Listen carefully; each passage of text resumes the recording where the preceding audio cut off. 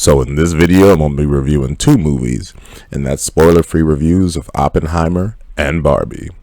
For months and months, there's been a whole lot of hoopla about the movie weekend of July 21st through July 23rd, as it saw the release of two anticipated feature films, with Oppenheimer and Barbie.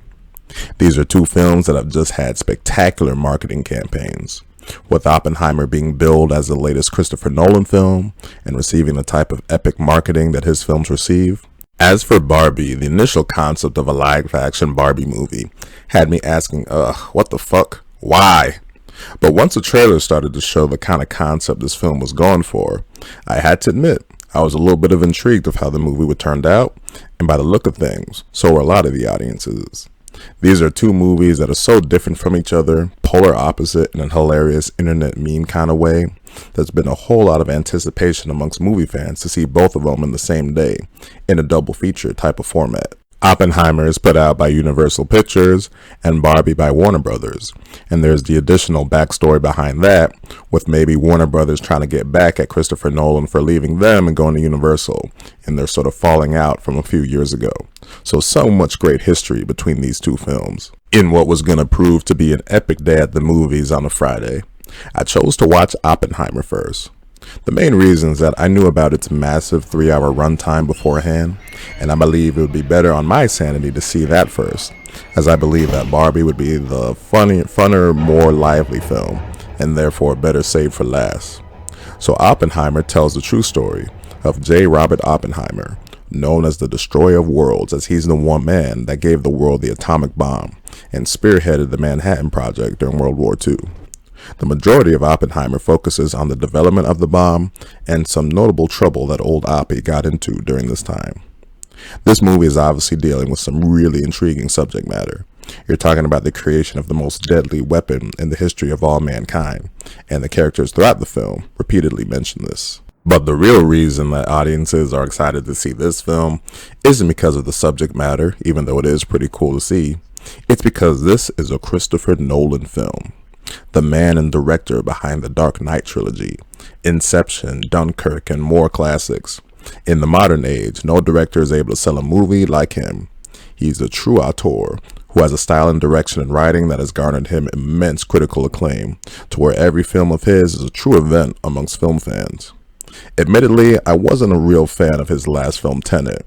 Granted, it was released during a dark time for moviegoing, September of 2020, right in the heights of the pandemic. But the film was just too much and definitely veered into the category of being incomprehensible for me. I remember being in that theater, and it was the first time I ever pulled out the Wikipedia during the movie just so that I could figure out what the fuck the film was about. Now with Oppenheimer, Nolan has never one to skip a detail, and with all that there was that went into the creation of the atomic bomb, that gives him plenty of material to work with here. Even though this is obviously a true story, it's told in about the non-straightforwardest manner possible. I mean, this is a beast of a script, as it seamlessly jumps back and forth through various pivotal points of old Oppie's life and the development of the bomb, whether it's the initial science, the production, the testing, or the legal aftermath. Despite the more subdued nature of old Oppenheimer, he definitely lived a very complicated life, and it was fascinating to see play out through this film. Something that I definitely did not see coming was full-on sex scenes. I didn't know that this film was rated R until these scenes popped up, and there was definitely some that was just like, oh, didn't see that coming. One of the scenes instilled a very sort of real awkward laugh amongst the audience. If you see the film, you'll know what I'm talking about. But your highlight performances are amazing here. Cillian Murphy is Oppenheimer here. He's worked with Christopher Nolan plenty of times at this point. Now, I'm obviously no expert on what Oppenheimer was like, but I gotta assume that Nolan and Murphy definitely did their research and crafted a performance that replicates what Oppenheimer was really like. There's a subtlety yet true elegance to his performance here, and it's definitely the best leading performance I've seen so far in 2023. It's Oscar-worthy stuff. Robert Downey Jr., he's brilliant here too. He plays Louis Strauss, who was a major figure during the development of atomic weapons. This character wasn't really prominently featured in any of the trailers, But ultimately, he has a good hefty part here, and RDJ has some brilliant scenes later on in the movie. Again, another Oscar caliber performance. I think your female roles are pretty thankless here, but that's really a reflection of the time period this film takes place in. Although Florence Pugh probably has the most eye-opening scenes for most audiences out there, so when her scenes come up, there's some things that happen to where it's like, oh, haven't seen that in a blockbuster in a while. Now, the first really 3/4 of this film were brilliant. As expected from a Nolan film, there was this true elegance behind the filmmaking, the direction, the script, the writing. It was so sharp, so good, amazing performances, and the build-up to the actual setting off of the bomb was excellent.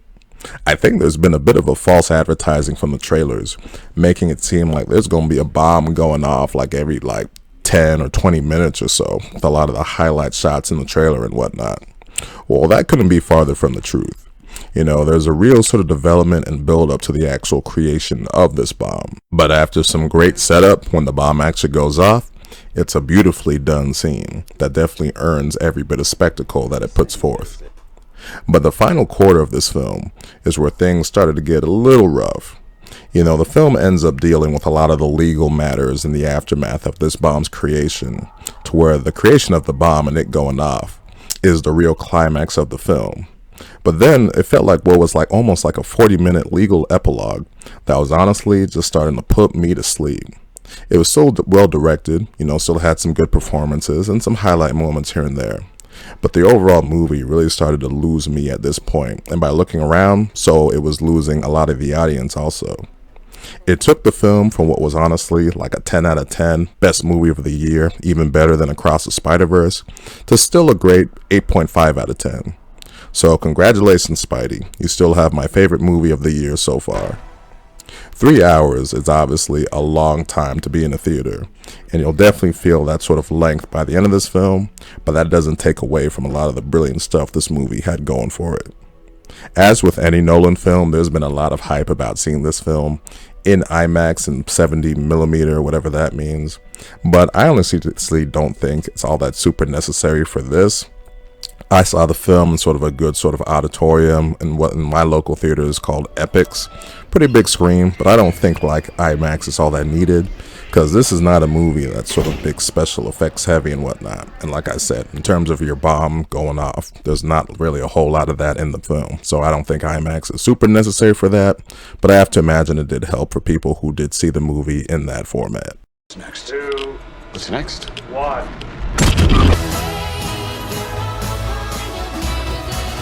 What's next is Barbie. After my 2:50 screening of Oppenheimer ended at about 6 o'clock, took a little bit of a break and went to go see Barbie in the same theater at 7:30. At this time, there was just a flood of pink in the movie theater. As far as the plot, in a sort of Barbie land, a stereotypical Barbie, played by Margot Robbie, ends up coming to some realization that there's more to the world out there than what's going on in her Barbie world, and goes off into the real world to sort of uncover what's going on. I realized once the plot started to get rolling that this movie has sort of a similar kind of plot that Free Guy had. Free Guy was that Ryan Reynolds movie from a couple years ago, where it's sort of a world of video game NPCs, and he's the one that comes to the realization that, wait a minute, there's more to sort of this sort of perfect structured world than we know, and he starts to become more of a real person as the film goes on. This movie has some of that going too. Little derivative, but it's a plot that sort of works in sort of character development for something that you know and all that kind of stuff. Now, from the start, I love the feel of the Barbie world in this movie. It just had this look that really did replicate, what a kid's sort of play set would look like in terms of the sky, the sort of what the buildings look like, the feel, the structure, everything about it.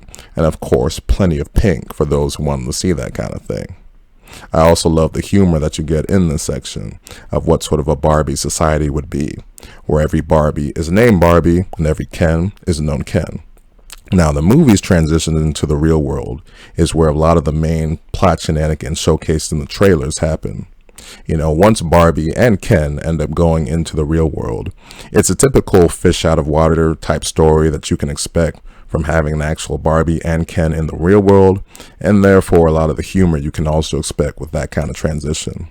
But there's still some fun stuff, some humor once they actually get into the real world. I did have some fun with sort of the comments that were made, the kind of realization of like, what the hell, how different things are from the real Barbie world. Now, it did seem initially that this whole fish out of water type story was going to be the core of the film in terms of Barbie in the real world. Well, that ended up being very, very far from the truth. Initially, it seemed like the film was going in a direction where it's going to be focusing and centering on Barbie forming this relationship with what I assumed to be some high school, like freshman girl. Well, that story just ends up falling really flat and just goes nowhere except for one initial scene, to where I'll have some more comments on that later on. But this girl and her mom end up getting deeper involved in the plot with Barbie, to where things end up going in a completely unexpected direction, with a lot of things centering on Ken and his understanding in life. Ken here, or one of the Kens, played by Ryan Gosling. This is where the movie starts to get really sort of messagey, political, and honestly just started to lose me. It goes in a radically different direction to where you just don't see things coming, and starts to get very, preachy, to where I had to ask myself, what the fuck happened to this movie? Initially, when this plot line started to take hold, I was like, oh, this movie is going in sort of a bold direction. Maybe it really has something to say. But once it started to get kind of in that preachy direction, I was just like, ooh boy, not kind of what I wanted to see here. There are also just some subplots and characters that are just useless and don't work here. As I mentioned before, there's a mom-daughter combo in this, to where a lot of their dialogue is just cringe in a lot of sections. And as I mentioned, that storyline where it seemed like Barbie was going to be forming this relationship with this teenage girl just ends up going nowhere, to where a lot of focus ends up being on her mom afterwards.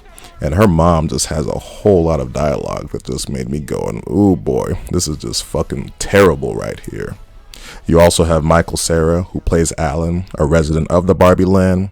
He's really just a useless character, only there to play it up for laughs because, well, it's Michael Cera, and Michael Cera's like, hey, it's Michael Cera. He's funny doing anything. You also have Will Ferrell, who plays this sort of corporate head CEO of Mattel, the company that makes Barbie. This ended up being really confusing because obviously he's a character based in the real world, but a lot of his sections in this film are just kind of silly, a lot of slapstick, and it's fun because, well, it is Will Ferrell, but you do have to ask yourself, like, man, this is taking itself so non-seriously that it's like this character is almost just sort of getting the way, as we already have plenty of sort of humorous type characters in this film, mainly Ken and all the other Kens that we see. To where at the end, Will Ferrell and a lot of these CEO characters are gone from the film for so long, and to where when they ultimately come back, it's like, why the hell were they even in this movie? The only main thing I consistently really liked in this film was Ryan Gosling as Ken. He's, well, the main Ken that we see amongst all the other Kens.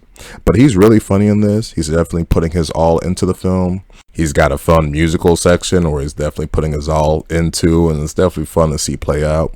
And there's a lot of good humor from him in terms of that stereotypical Ken, that Ken to Barbie, and his understanding of life and whatnot. And some of the writing there was okay. And Margot Robbie, she was good as Barbie here. She's that sort of stereotypical blonde Barbie that you see in the packaging and whatnot, the promotional kind of Barbie. And she's definitely got the perfect look for that. The movie even says that in the actual film. So she was fine as Barbie and whatnot. I do think the movie had sort of a decent ending in terms of the last 5 minutes, in terms of its messaging and whatnot, as it goes in a direction where it becomes kind of deep. But I think by the end of the film, I just realized, yeah, that wasn't really for me. So 5.5 out of 10 for Barbie.